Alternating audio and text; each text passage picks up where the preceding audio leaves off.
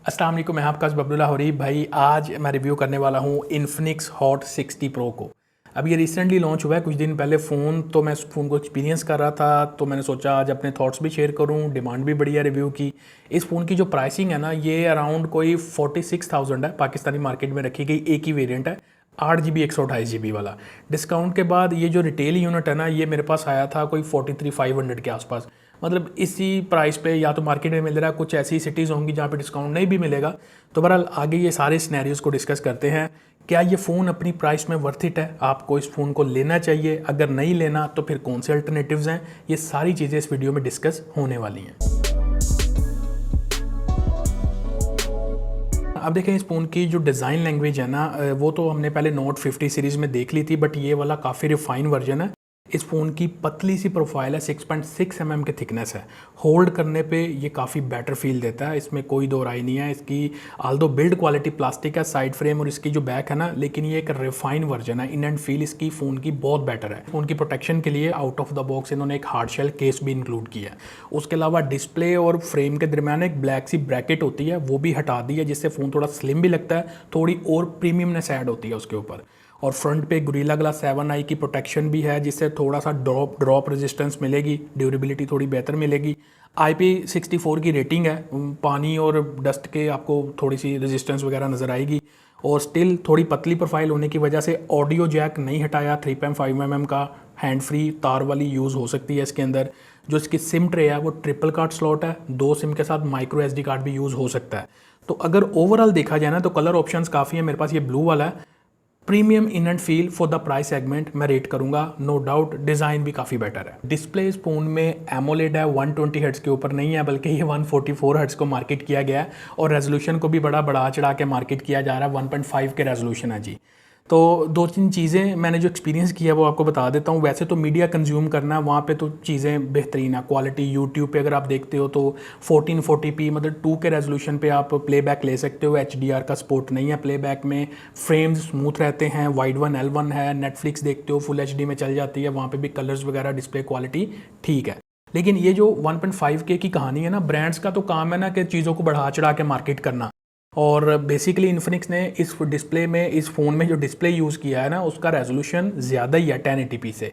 But technically user को उसका फ़ायदा नहीं है, क्योंकि जो हार्डवेयर यूज़ हुआ है उसकी लिमिटेशन है। उसकी लिमिटेशन है 1080p से वो ऊपर जा नहीं सकता। तो या तो ये सॉफ्टवेयर से थोड़ी सी अपस्केलिंग करेंगे तो वो 1.5K की ना क्वालिटी बनती नहीं है। लेकिन स्टिल अगर मैं फॉर द प्राइस सेगमेंट देखूँ ना, 45,000 रुपये का नीचे वाला जो सेगमेंट है, वहाँ पे 1080p एमोलेड 120 हर्ट्ज भी मिल जाए ना, तो पैसा वसूल डिस्प्ले है, वहाँ पे कोई इश्यूज़ नहीं है। बट ब्रांड्स ने थोड़ी सी ना चीज़ों को बढ़ा चढ़ा के पेश किया, तो ये चीज़ अपने माइंड से आप निकाल देना कि भाई रेजोल्यूशन 1.5 के दे दिया है। 1.5 के रेजोल्यूशन पैनल का होगा, इसकी जो अपनी रेजोल्यूशन है इतनी है, लेकिन हार्डवेयर की लिमिटेशन की वजह से प्रैक्टिकली यूज़र को कोई फ़ायदा नहीं है। लेकिन 1080p में और 1.5K में देखते हुए आपको ज़्यादा डिफरेंस फील ही नहीं होगा। और जो इसकी 144 हर्ट्ज वाली कहानी है ना, अगेन वहाँ पे हार्डवेयर की लिमिटेशन आती है। ये जो हमारा कोमी हार्डवेयर यहाँ पे G200 यूज़ हुआ है ना, ये कोमी हार्डवेयर 2.0 है। ये 2025 में भी हमारी जान नहीं छोड़ने वाला, ये ब्रांड्स ने रगड़ रगड़ के हमें देना है। तो बहरहाल ये जो हार्डवेयर है ना, 144 हर्ट्ज को नहीं सपोर्ट करता, और ये जितनी भी ट्वीकिंग है ये सॉफ्टवेयर के थ्रू इन्होंने इन्हेंस किया हुआ है। 144 हर्ट्ज अगर आप डिस्प्ले की रेजोल्यूशन में जाके देखते हो ना, तो 3 ऐप्स आपको नज़र आएंगी जो कस्टमली 144 हर्ट्ज को सपोर्ट करते हैं, जिनमें सेटिंग है, उसके अलावा डायलर ऐप है और मैसेज ऐप है। उनको भी अगर आप 144 हर्ट्ज पे रख के ओपन करोगे ना, तो वो भी कोई झलक ही दिखाएगी 144 हर्ट्ज की, नहीं तो रहेगी वो भी 120 हर्ट्ज पे। और ज़्यादातर जो ऐप्स हैं वो बस 120 हर्ट्ज 90 हर्ट्ज इसके ऊपर जो है ना चलेंगी। मेजोरिटी 90 हर्ट्ज के ऊपर आपको स्क्रॉल होती हुई नजर आएंगी। But again for the price segment मैं यहाँ पे बहुत ज़्यादा कंप्लेन ऐसी नहीं करने वाला। डिस्प्ले की जो मीडिया कंजम्पशन क्वालिटी है वहाँ पे भी ठीक है। स्वाइपिंग स्क्रॉलिंग में 90 120 हर्ट्ज भी मिल जाए इनफ है। लेकिन ये जो 150 अपना 1.5 के रेजोल्यूशन वाला है, ये थोड़ा सा काइंड ऑफ जो है ना यूज़र के लिए इतना प्रैक्टिकली यूजेबल नहीं है। और 144 हर्ट्ज का मैंने आपको बता दिया है। आउटडोर में बाकी जो इसकी विजिबिलिटी है वो बेहतरीन है। और हैप्टिक्स जो है, नॉर्मल जो गुर गुर वाली वाइब्रेशन है ना, उससे थोड़ी सी बेहतर वाली वाइब्रेशन है। फुल ऑन प्रीमियम वाली तो आपको पता है इस रेंज के अंदर मिलती नहीं है, लेकिन नॉर्मल से बेटर वाली है। ऑलवेज ऑन डिस्प्ले ऑलवेज नहीं है, एज ऑलवेज वो 10 सेकंड्स वाला है। फिंगरप्रिंट सेंसर अंडर डिस्प्ले है, जिसकी स्पीड, एक्यूरेसी, वर्किंग बेहतरीन है, वहाँ पे कोई भी इश्यूज़ नहीं है। लेकिन स्पीकर इस फोन में स्टीरियो यूज़ किया गया, और ये एक हाइब्रिड स्टीरियो स्पीकर होता है, जिसको कहते हैं 70% नीचे से साउंड करता है, 30% ऊपर से। ऊपर वाला खानापुरी वाला स्पीकर होता है थोड़ा सा, लेकिन यह है कि चलो सिंगल से तो बेहतर ही है। साउंड प्रोफाइल में बहुत ज़्यादा बेस वगैरह का एलिमेंट नहीं है, लेकिन लाउडनेस ओके रेट करूँगा। साउंड की प्रोफाइल बिल्कुल फ्लैट वाली है। बाकी अगर फुल वॉल्यूम पे विदाउट हैंड फ्री आप कोई मीडिया कंज्यूम कर रहे हो, कोई म्यूज़िक वगैरह सुन रहे हो, तो एज़ एक्सपेक्टेड वाइब्रेशन आपको बैक साइड पे फील होती है। परफॉर्मेंस वाली साइड पे भी कोई मेजर डिफरेंस नहीं है, क्योंकि G100 G200 ये आलमोस्ट सेम ही है।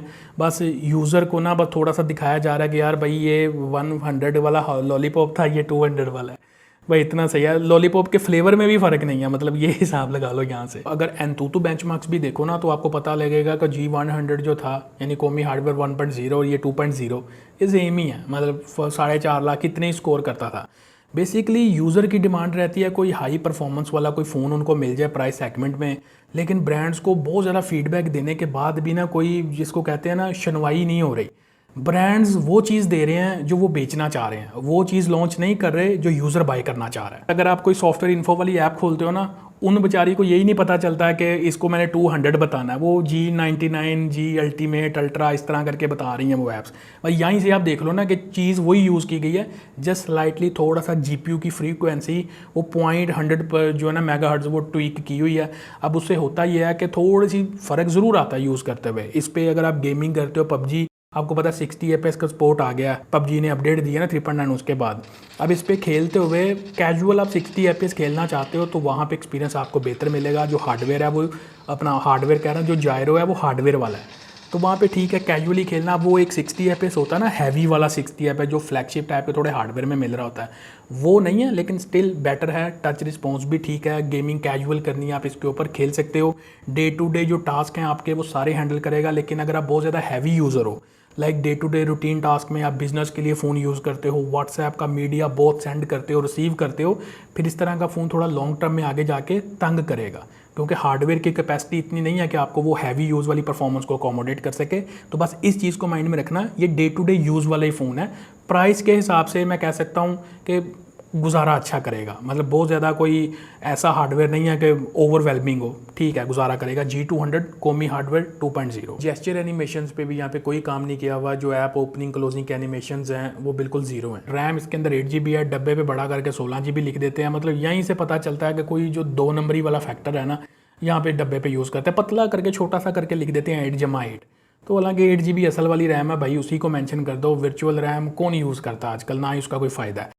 और जो स्टोरेज है ये 128 GB है, UFS 2.2 वाली स्टोरेज है। प्राइस के हिसाब से स्टोरेज का ये जो नंबर है ना, ये 256 होना चाहिए था।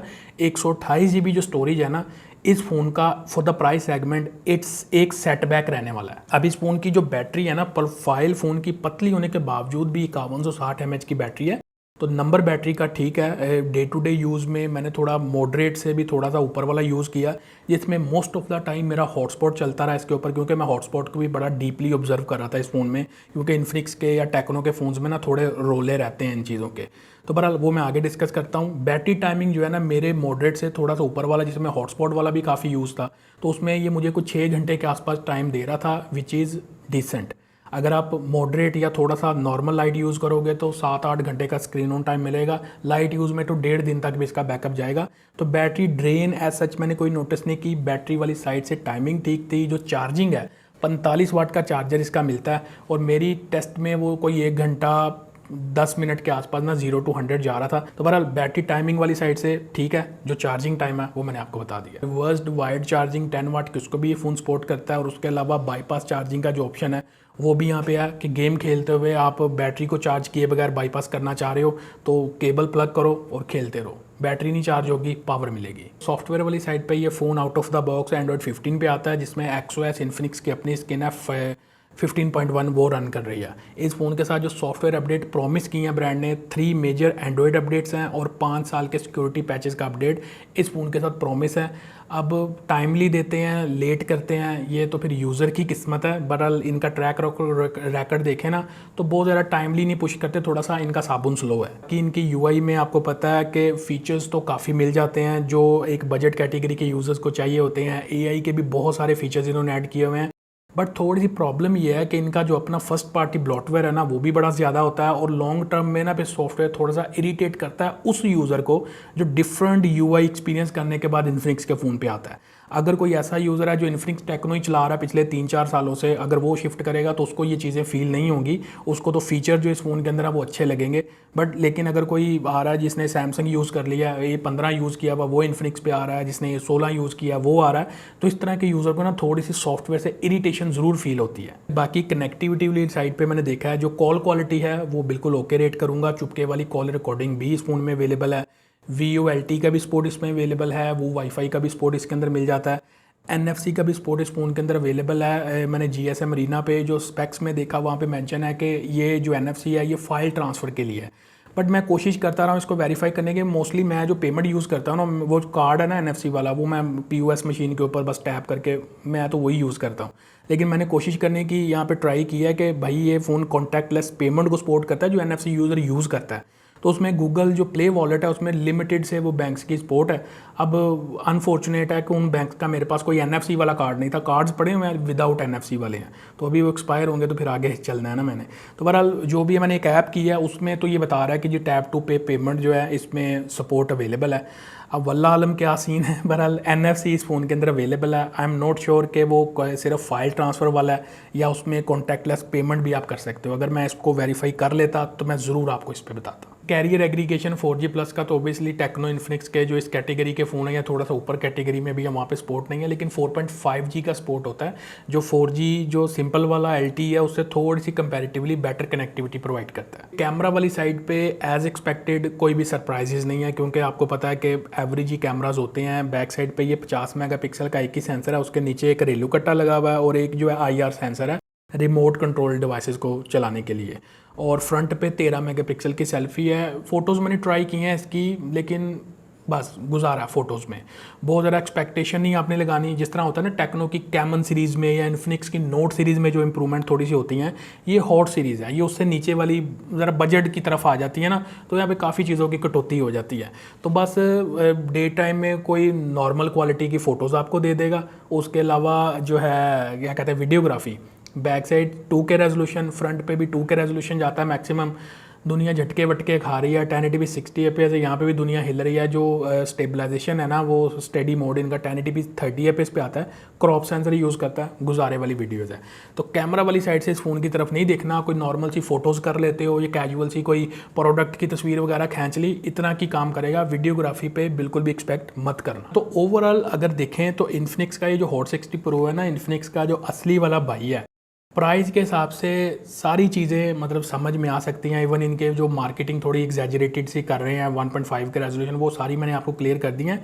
स्टिल कुछ चीज़ें समझ में आती है, बट स्टोरेज वेरिएंट इसका समझ में नहीं आ रहा 128 GB वाला 46,000 रुपये के ऊपर। तो राइटली अगर ये फ़ोन को 40,000 रुपये के ऊपर लॉन्च होता तो फिर मैं अभी वीडियो में रिकमेंड कर रहा होता कि भाई इस प्राइस कैटेगरी में आपको एमोलेड 120 हर्ट्ज भी मिल रहा है ना, ले लो भाई, प्रीमियम इन एंड फील वाला फ़ोन है तो इसकी तरफ चले जाओ। लेकिन जो बड़े प्लेयर हैं उनके कंपैरेटिवली तो ओवरऑल क्वालिटी इन्फिनिक्स वगैरह और टेक्नो वगैरह कुछ बेहतर दे रहे हैं, इस पर अप्रिशिएट बनता है। उनमें ऑनर देखो IPS 720p डिस्प्ले लेके आया, और दूसरे रियलमी, ओप्पो, वीवो, वो भी मतलब ओप्पो A5 Pro जैसे फ़ोन लाशें लॉन्च कर रहे हैं मतलब ब्रांड फ़ोन की जगह। तो ये सारी कहानी है। तो मैं आपको कहूँगा कि अभी जल्दबाजी ना करना, थोड़ा वेट करो। अगर अभी जल्दी से कोई फ़ोन लेना है, स्लाइटली यूज़ में कैमन 30 मिल जाए, कैमन 30S मिल जाए 40-42 में, वो देख लो, 256 GB स्टोरेज वाले हैं। या अगर थोड़ा से पैसे लगा सकते हो तो 50-52 के आसपास कैमन 40 मिल जाता है, उसकी तरफ चले जाना। रेडमी का नोट 14 भी मिल जाता है, उसका भी रिव्यू पोस्ट किया, उसके भी कुछ कंप्रोमाइज़ हैं, वो भी देख लेना। सैमसंग A16 भी मिल जाता है, मतलब ऑप्शंस आपको मिल जाएंगी। जल्दबाजी ना करना इस फ़ोन की तरफ आने की, जस्ट बिकॉज ऑफ नया मॉडल ब्रांड थोड़ी सी प्राइस ऊपर रखता है, आगे आने वाले टाइम में प्राइस कट भी होगी। 40,000 रुपये तक वर्थ है इस फ़ोन की। अभी इस फ़ोन को मैं नॉट रिकमेंड नहीं कर रहा, लेकिन 40,000 रुपये से ऊपर मैं इस फ़ोन को रिकमेंड भी नहीं करता बिकॉज ऑफ स्टोरेज वेरिएंट। और मार्केट में ये जैसे स्पार्क 40 प्रो है 256 GB में आ रहा, 2-3 हज़ार रुपये प्राइस ऊपर है, लेकिन डिस्काउंट के बाद चीज़ें थोड़ा सा नीचे भी आ जाती हैं। तो कंपटीशन में डिवाइसेज काफ़ी लॉन्च हो रही हैं, थोड़ा सा सब्र रख के बाकी के रिव्यूज़ दे के फिर एक फाइनल डिसीजन लेना। और अगर आपने लेट्स सपोज 8 128 वाले वेरिएंट पे पैसे लगाने हैं तो फिर आप 36,500 के आसपास जो टेक्नो टेक्नो का स्पार्क 30 प्रो मिल रहा है ना, 8/128 है, एमोलेड 120 हर्ट्ज है, वो फ़ोन इससे ज़्यादा वर्थ बन जाती है। तो पैसे भी कम लगेंगे, चीज़ भी ऑलमोस्ट मिलते जुलते फीचर्स वाली आपको मिल जाएगी, उसकी तरफ फिर आप देख सकते हो। आई होप कि चीज़ें क्लियर हो गई होंगी। वीडियो अच्छी लगी हो तो लाइक शेयर सब्सक्राइब कर लेना। मिलते हैं नेक्स्ट वीडियो में। Thanks for watching. अल्लाह हाफिज़।